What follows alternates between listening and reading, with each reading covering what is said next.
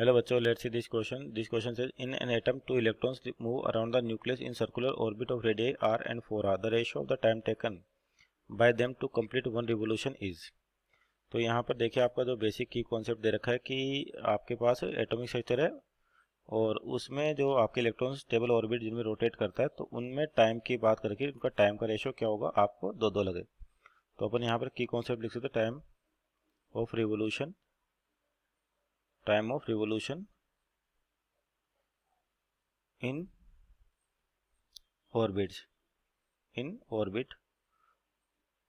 तो आपके पास बेसिकली क्या है, जैसे सेंटर पे तो न्यूक्लियस होता है और इलेक्ट्रॉन्स क्या करते हैं इसके अराउंड रोटेट करते हैं इस प्रकार से सर्कुलर ऑर्बिट में। तो आपके पास जब सर्कुलर ऑर्बिट यहाँ बात करें यहाँ पर तो जो इलेक्ट्रॉन्स इस तरह से आपको दे रखा है, पहले की एक रेडियस आर दे रखी है कि 4r दे रखी है, r एंड 4r। तो इस इलेक्ट्रॉन को इस r रेडियस वाले ऑर्बिट में जिनको स्टेबल ऑर्बिट कहा जाता है इसमें टाइम पीरियड मान लेते t1 है और इस वाले में दूसरे में जिसकी रेडियस 4 है t2 है। तो आपका जो टाइम होता है रोटेशन का t ये डायरेक्टली प्रोपोर्शनल टू होता है आपके पास r पावर 3/2। इसको अपन प्रूव भी कर सकते हैं किस तरीके से, जैसे मान लीजिए आपके पास ये सर्कुलर ऑर्बिट है और न्यूक्लियस है और रेडियस r है। तो यहाँ पर क्या होगा इलेक्ट्रॉन और सेंटर में क्या होता है आपका प्रोटॉन न्यूक्लियस जिसमें पॉजिटिव चार्ज होता है। तो यहाँ पर सर्कुलर मोशन के लिए जो फोर्स चाहिए अपने को सेंट्रीपिटल उसकी वैल्यू होती है mv²/r।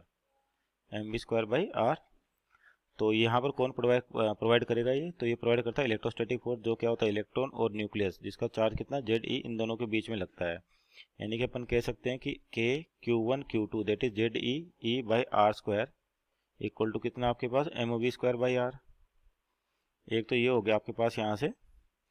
तो यहाँ से आपके पास r यहाँ पर वैल्यू निकाल तो v की वैल्यू निकाल सकते हैं।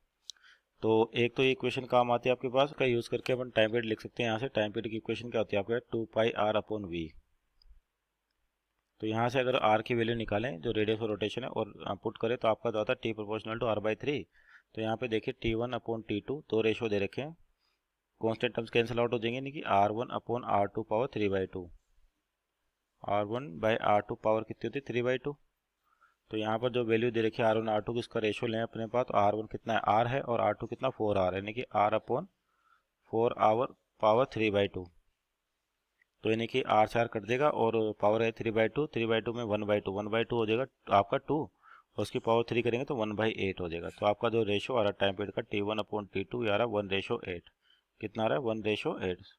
सो our final answer is 1:8 means option number C is our right answer. Hope you understood well. Best of luck.